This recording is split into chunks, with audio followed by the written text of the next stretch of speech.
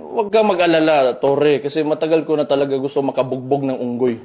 Kung gusto mo lang talaga ng suntukan, bakit kailangan mo pa ng charity? Why do you need kailangan mo pang gamitin yung nangyayari ngayon na baha dyan sa Metro Manila?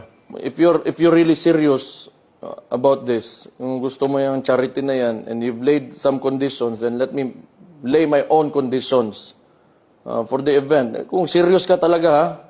These are my conditions.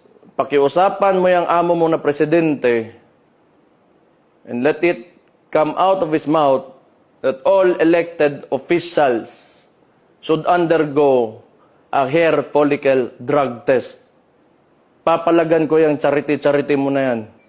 Eh, wala problema. If it will answer the issues nitong bansa natin, I can do that.